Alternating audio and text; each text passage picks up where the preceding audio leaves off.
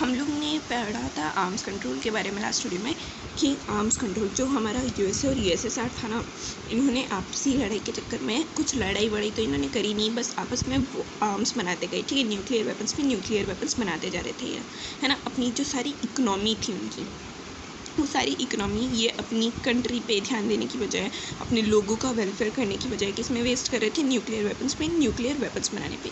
फिर 1960s के अंदर इन्हें ये रियलाइज़ हुआ कि अब हमने ये जो न्यूक्लियर वेपन्स है ना कुछ ज़्यादा ही बना लिए हैं, तो हमें इन्हें कंट्रोल करने की ज़रूरत पड़ेगी। ठीक है, तो अब इन्होंने ये कैसे सोचा कि हम लोग क्या करेंगे कि हमने जो इतने सारे ये न्यूक्लियर वेपन्स है ना इन्हें बना लिया है, इन्हें हम अपनी ही कंट्री के अंदर तबाह कर देंगे। ठीक है, क्या कर देंगे, एलिमिनेट कर देंगे। तो यूएस और यूएसएसआर ने ये डिसाइड किया कि ये कोलैबोरेट करेंगे, यानी कि साथ में आएंगे इन कुछ न्यूक्लियर वेपन्स को, जो इन्होंने इतने सारे न्यूक्लियर वेपन्स बनाए ना, इन्हें एलिमिनेट या फिर लिमिट करने के लिए कि मतलब कम करने के लिए या फिर एलिमिनेट करने के लिए। ठीक है, और ये हमारा आर्म्स कंट्रोल कब स्टार्ट हुआ था, 1960s में। ये जो इन्होंने डिसाइड किया था ना कि अब हम साथ में आएंगे, हमको इन्हें जितने सारे हमने न्यूक्लियर वेपन्स बनाए ना इन्हें एलिमिनेट करना पड़ेगा, यही कहलाया गया था, ये मूवमेंट ही कहलाया था आर्म्स कंट्रोल। और कब स्टार्ट हुआ था ये, 1960s के अंदर। ठीक है, अब जो हमारा आर्म्स कंट्रोल था ना, इसमें हमारी जो दोनों साइड्स थी, कौन सी, यूएसए और यूएसएसआर, इन्होंने कुछ सिग्निफिकेंट यानी कि इंपॉर्टेंट एग्रीमेंट साइन किए थे एक डिकेड के अंदर। कौन से थे वो एग्रीमेंट्स, 3 मेन सिग्निफिकेंट एग्रीमेंट्स इन्होंने साइन किए थे। पहला है हमारे पास में LTBT, जिसे हम लिमिटेड टेस्ट बैन ट्रीटी भी कहते हैं। ठीक है, ये ट्रीटी थी कि इसके अंदर इन्होंने क्या किया था कि जो न्यूक्लियर वेपन्स के इतने सारे न्यूक्लियर वेपन्स बनाते हैं फिर उनका टेस्ट करते हैं, तो इनके टेस्ट पर कितने लिमिटेड टेस्ट करें, और अगर उस लिमिट से ज़्यादा टेस्ट हो रहे हैं तो उस पर क्या हो जाएगा, बैन लग जाएगा। सेकेंड ट्रीटी थी NPT, जिसे न्यूक्लियर नॉन प्रोलिफरेशन ट्रीटी भी कहते हैं। ठीक है, इसके अंदर क्या था कि इन्होंने जो इतने सारे न्यूक्लियर वेपन्स बनाए थे ना, अब इन्होंने सोचा कि नहीं, अब हमें कंट्रोल करना पड़ेगा, न्यूक्लियर वेपन्स कम करेंगे। ठीक है, न्यूक्लियर नॉन प्रोलिफरेशन ट्रीटी। और थर्ड ट्रीटी थी हमारे पास में एंटी बैलिस्टिक मिसाइल ट्रीटी, जिसे हम ABMT भी कहते हैं। अब देखो, हम जब कोई भी मिसाइल लॉन्च करते हैं, कोई सभी न्यूक्लियर वेपन लॉन्च करते हैं, तो हम जिस भी एरिया में उसका टेस्ट करते हैं, जिस भी एरिया पे हम उसको लॉन्च करते हैं, तो वहाँ पे तो रेडिएशन फैल जाता है ना, वो जगह तो पूरी तबाह हो जाती। इस वजह से इन्होंने 3 सिग्निफिकेंट ट्रीटीज़ साइन करी कि हमने इतने सारे न्यूक्लियर वेपन्स बना रखे हैं, अगर इनमें से एक भी लॉन्च हो गया, बाई चांस गलती से भी लॉन्च हो गया, तो क्या होगा, पूरे वर्ल्ड में प्रॉब्लम आ जाएगी, या फिर हमारी कंट्रीज़ पे ही प्रॉब्लम आ जाएगी। तो क्या करें, इन्हें लिमिट करें, इसलिए इन्होंने 3 सिग्निफिकेंट ट्रीटी साइन करी थी। वापस से पढ़ लेते हैं इनके नाम कौन सी थी। पहली थी हमारे पास में LTBT, limited test ban treaty. Second, nuclear non proliferation treaty, जिसे NPT भी कहते हैं। और थर्ड है हमारे पास में anti ballistic missile treaty, ABMT। Next topic है हमारे पास में चैलेंज टू बाइपोलैरिटी। बाइपोलैरिटी मतलब जब हमारा जो वर्ल्ड है ना वो पोलर्स में बट गया था। ठीक है, 2 पोल्स में बट गया था।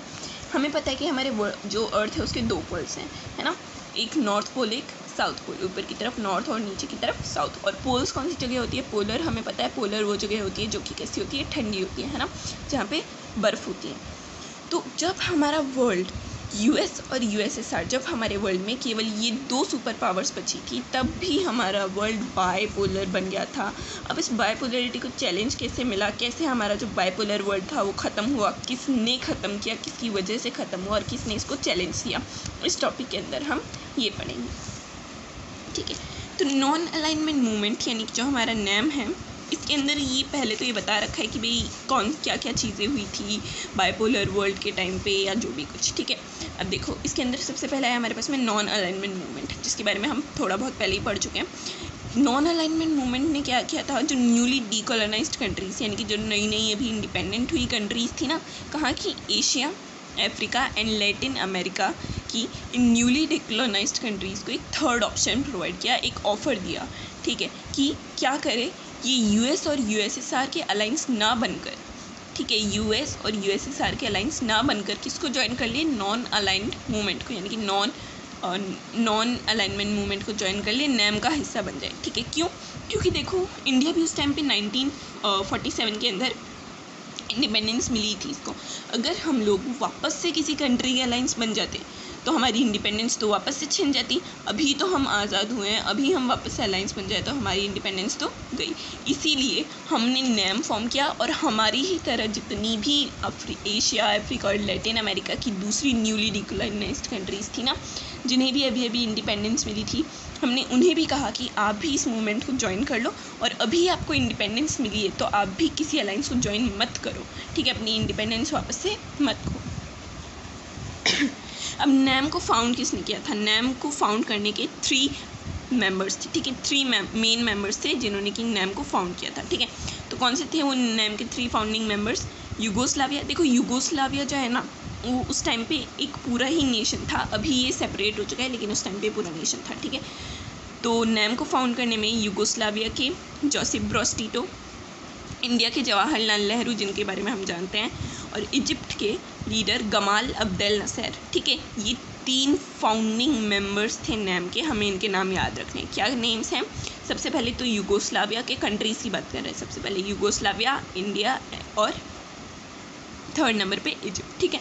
अब यूगोस्लाविया के जोसेफ ब्रोज टिटो, इंडिया के जवाहरलाल नेहरू और इजिप्ट के लीडर गमाल अब्देल नसर, ठीक है। इसके अलावा इंडोनेशिया के सुकर्नो और घाना के क्वामे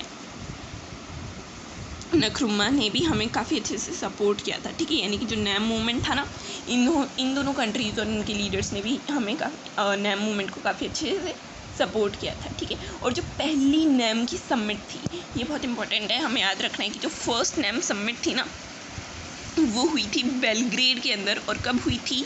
1961 में, ठीक है। कहाँ पर हुई थी? बेलग्रेड में, 1961 में। क्या चीज़? नैम की फर्स्ट समिट, ठीक है।